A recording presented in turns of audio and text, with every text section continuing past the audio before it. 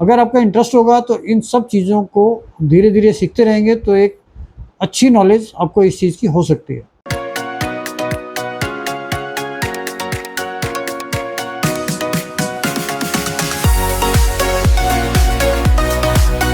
दोस्तों नमस्कार, royal arts and numismatic gallery रंग के यूट्यूब चैनल पर आपका स्वागत है। दोस्तों आज का वीडियो कुछ अलग होने वाला है। आज हम धीरे धीरे कोशिश कर रहे हैं कि हमारे बहुत सारे कलेक्टर्स और बहुत सारे नए लोग जो ब्रिटिश इंडिया कॉइन से जुड़े हुए हैं या ब्रिटिश इंडिया के कलेक्शन कर रहे हैं, तो उनका कहना ये था कि कुछ एजुकेशन से रिलेटेड कुछ जो चीज़ें ब्रिटिश इंडिया में जो कॉइन्स बनते थे उसके अंदर किस तरीके से मिंट का आइडेंटिफिकेशन होता था, क्योंकि ब्रिटिश पीरियड में भी कॉइन्स की कॉपी होना काफ़ी शुरू हो गया था, जिसकी वजह से ब्रिटिशर्स इतने सावधान हो गए थे कि वो लगभग थोड़े से पीरियड में उसका मिंट मार्क चेंज कर देते थे और इतने सारे सिक्योरिटी पॉइंट्स उसके अंदर ऐड कर देते थे कि उसकी कॉपी करना एक बहुत ही मुश्किल हो गया था। और अगर कॉपी होती थी बहुत इजीली आप उसको फाइंड आउट कर लेते थे। तो आज हम बात करेंगे कि किस तरीके से जो हिडन रेयरिटीज़ हैं, जो रेयरिटी छुपी हुई हैं, जो नॉर्मली रेयर चीज़ों से हटकर और लेकिन रेयर हैं, जो हम लोग भी सर्च करते रहते हैं लेकिन वो वैरायटी में रेयर होते हैं, किसी वजह से डिफरेंटली रेयर होते हैं, और अभी तक जो लिस्ट हम आपको देते हैं उन रेयर्स की काउंटिंग उसमें नहीं आती थी। तो आज हम बात करेंगे कुछ मिंट्स के बारे में कि उसमें मिंट मार्क का कैसे अलग अलग वेरिएशन आता है। तो सबसे पहले हम बात करेंगे 1/12 में ये सबसे छोटा कॉइन होता था और सबसे छोटा डिनोमिनेशन होता था 1/12 आना कॉपर का। ये सबसे पहले ईस्ट इंडिया कंपनी में आया है 1835 में, 1848 में, उसके बाद 1862 के बाद लगभग 12 साल तक 62 की डेट फ्रीजिंग डेट कहलाती है कि 1862 से लेके 1873 तक कभी भी हर साल कॉइन बनते थे लेकिन उसमें डेट चेंज नहीं होती थी, तो ये फ्रीजिंग डेट कहलाती है कि 1862 के कॉइन 1873 तक चले। 1874 में जाके उनकी डेट चेंज होना शुरू हुई थी। तो इसमें जिस कॉइन जो मिंट में बनता था तो उसका वेरिएशन रहता था।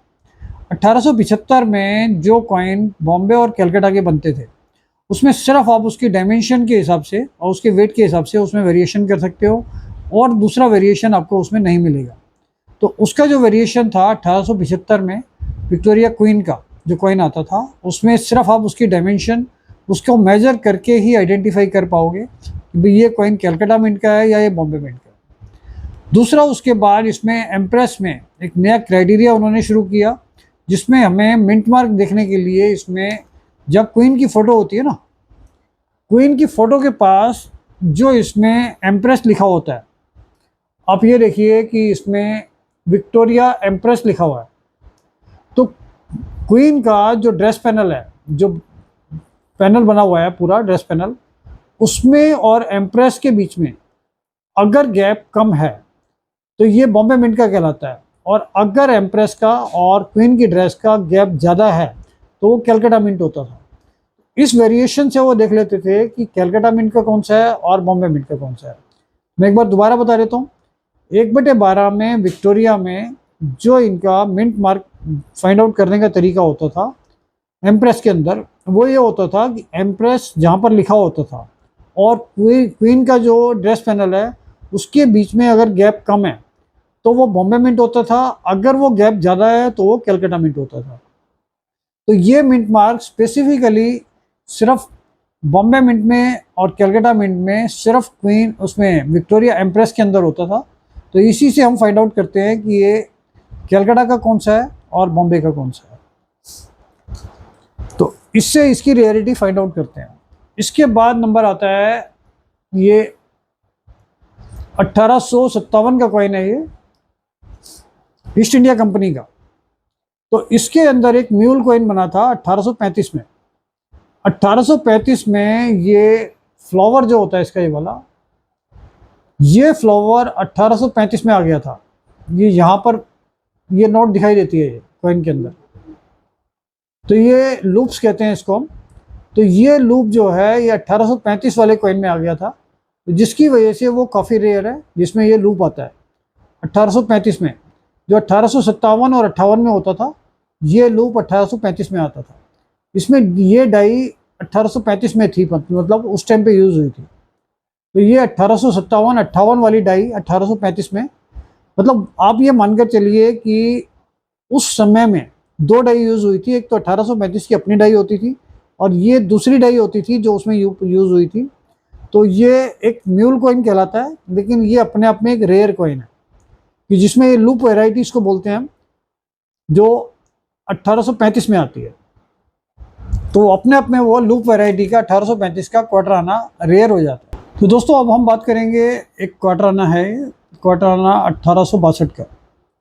1862 में भी सबसे कॉमन डेट हम इसी को मानते हैं, क्योंकि क्वार्टर आने में सबसे ज़्यादा मिनटेज इसी की है।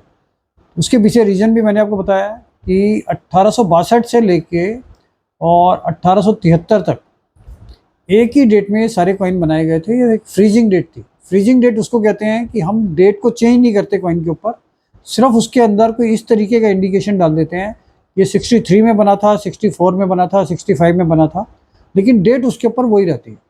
तो फ्रीजिंग डेट के ऊपर ये लगभग 1862 से लेके 1873 तक चले थे। उसके बाद 1874 से एक रेगुलर डेट उसमें अपडेट होने लगी थी। तो इस वजह से भी ये जब 12 साल तक, अब मानकर चलिए लगभग 12 साल ही एक कॉइन बनाया, तो इसकी क्वांटिटी अपने आप ही बहुत ज़्यादा होती है। अच्छा, इसके अंदर मिंट मार्क बिल्कुल एक डिफरेंट आया था और वो अपने आप में यूनिक भी था और रेयर भी था। 1862 में क्वार्टर आने के अंदर अगर 1862 के नीचे डॉट आता है तो वो भी एक बॉम्बे मिंट का रेयर वेराइटी है, क्योंकि उस टाइम पर ये मिंट मार्क इसमें आया था और बहुत ही कम कॉइन्स में आया था, जिसकी वजह से वो वाला कॉइन जिसमें क्वार्टर आने में 1862 के नीचे डॉट होता है, बॉम्बे मिंट का एक रेयर वेराइटी में काउंट होता है और वो रेयर होता है। तो इसकी वैल्यू आप मानकर चलिए कि 8-10 साल पहले भी हम 2-3 हज़ार 4 हज़ार में इसको परचेज करते थे। अगर बहुत अच्छी कंडीशन में है तो ये 5,000-10 हज़ार में आराम से बिक जाता है। तो अपने आप में ये वो वैरायटी है कि जो नॉर्मली हम यूट्यूब पर ये इन चीज़ों को शेयर नहीं कर पाते, क्योंकि लोगों को इन चीज़ों की समझ उतनी नहीं होती। इसके बाद नंबर आता है, एक कॉइन और आता है 1876 का, बॉम्बे मिंट का। तो उसका मिंट मार्क भी वो एक वेरिएशन होता है और 1876 का बॉम्बे मिंट का जो कॉइन आता है वो भी एक डिमांडिंग कॉइन है, रेयर कॉइन है, कम आता है। तो अगर वो आपके पास होता है तो वो हम परचेज कर रहे हैं और उसकी वैल्यू अच्छी मिल सकती है। तो 1876 का जो मिंट मार्क होता है वो वेरिएशन हम आपको इन दो कॉइन्स के थ्रू बताएंगे। ये विक्टोरिया एम्प्रेस के 1888 के कॉइन्स हैं दोनों, एक बॉम्बे मिंट का है और एक कलकत्ता मिंट का है। तो इन चीज़ों में भी डिफ्रेंशिएट करना आसान नहीं होता, क्योंकि आपको पूरी स्टडी करनी पड़ती है, उसके बाद आपको जजमेंट होता है कि वेरिएशन कहाँ पर है। तब आपको पता चलता है कि बॉम्बे मिंट का कौन सा है और कलकत्ता मिंट का कौन सा है। तो ये वेरिएशन ब्रिटिशर्स ने जो जिस समय में कॉइन बनाए थे, बहुत ही समझदारी से उन्होंने इस तरीके से वेरिएशन किए थे कि वो ईजिली देख लेते थे कि कहीं पर कोई अगर चिटिंग फ्रॉड या किसी तरीके की फोर्जरी बन रही है तो ईजिली पकड़ी जाती है। तो इन कॉइन्स में ये दो कॉइन्स हैं 1888 के। तो इसको एनलार्ज करके आपको समझा देंगे कि इसके अंदर ये जो 1888 ये कॉइन का रिवर्स साइड है, 1888 की डेट पड़ी हुई है इसमें। इसके अंदर ये जो पैटर्न बाहर का है, जो राउंड सर्कल के बाहर का है ना, आउटर सर्कल और इनर सर्कल के बीच का जो राउंड है, इसके अंदर ये फ्लावर पैटर्न होता है। ये हमें भी आई ग्लास से देखना पड़ता है। इसके अंदर लगातार एक पत्ती चल रही है जिसके अंदर 5 लीफ है, एक तरह से 5 लीफ वाली पत्ती आती है पूरी ये। तो ये इसमें चल रही है। तो ये अगर ये लीफ की स्टार्टिंग 1 के नीचे से होती है, मतलब एक लीफ जो पूरा पैटर्न बन रहा है, तो उसका जो पत्ती का 5वीं पत्ती जो ऊपर इंडिविजुअल होती है, उसका जो एंड है वो अगर 1988 या 1888 के 1 के नीचे एंड होता है तो वो बॉम्बे मिंट होता है, और अगर वो एंड उससे आगे निकल जाता है तो वो कलकत्ता मिंट का होता है। तो ये लीफ आपको देखनी है इसमें, जो इसमें पत्ती बनी हुई है 5 वाली, उसके अंदर जो साइड की 2 पत्तियां हैं, फिर 2 पत्तियां हैं, फिर आगे फ्रंट की एक और पत्ती है। जो सबसे ऊपर वाली पत्ती है, सिंगल पत्ती, उसका जो स्टार्टिंग पॉइंट है सबसे ऊपर, वो अगर 1 के नीचे से शुरू होता है तो ये दोनों आपको फ़ोटो इसमें डाल देंगे वीडियो में, तो उसमें आपको चेक करना है जो 1 के नीचे से वो पत्ती शुरू होती है तब वो बॉम्बे मिंट होती है, और जो पत्ती उससे पहले ही शुरू हो जाती है, मतलब 1 के नीचे आने से पहले ही शुरू हो जाती है वो, तो ये रहा, ये कैलकाटा मिंट है। इसमें वो पत्ती 1 से पहले ही शुरू हो जाती है, तो जब 1 से पहले शुरू हो जाएगी तो वो कैलकाटा मिंट होगा। तो ये आपको नोटिस में लेना है कि कैलकाटा मिंट और बॉम्बे मिंट का वेरिएशन क्या है। तो ये आउटर सर्कल के अंदर जो पत्तियों का पैटर्न है उससे हम फाइंड आउट करते हैं कि इस क्वार्टर आने के अंदर विक्टोरिया में क्वार्टर आने के अंदर जो हम मिंट देखते हैं वो फ्लावर पैटर्न से देखते हैं। तो इस पत्ती के हिसाब से आपको कैलकाटा और बॉम्बे को आइडेंटिफाई करना ईजी है। तो दोस्तों, ब्रिटिश इंडिया में कॉपर कॉइन्स के बाद एक नंबर आता है, इसमें आता है ये 4 आना, जॉर्ज पंचम का 4 आना। उस समय पे ये डिनोमिनेशन चलता था 4 आना, और ये 4 आना कॉपर निकल में आया है 1919, 1920, 1921 में। तो 1921 में ये कॉइन अपने आप में रेयर होता है, लेकिन एक खास बात ये है कि इसके अंदर कैलकाटा मिंट का बहुत कम आता है।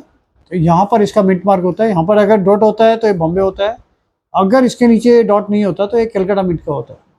तो अगर आपके पास 1921 का कैलकाटा मिंट का कॉइन होता है तो ये बॉम्बे मिंट से भी ज़्यादा महंगा होता है, जबकि 1921 का 4 आना, चाहे वो बॉम्बे हो चाहे कैलकाटा हो, वो एक रेयर कैटेगरी का कॉइन है। तो इसमें कैलकाटा होना इसकी रेयरिटी को लगभग डबल कर देता है। तो अगर अच्छी कंडीशन में हो तो इसकी वैल्यू आपको आराम से 5,000 से 10,000 रुपये आराम से मिल सकती है। और 8 आना तो आपको पता ही है कि 1919 और 1920 में आता है, तो कॉपर निकल में आता है, और उसमें 1920 का काफ़ी रेयर होता है, और उसकी वैल्यू लगभग 30-40 हज़ार से लेके और 60-70 हज़ार तक होती है, और वो एक रेयर कॉइन है।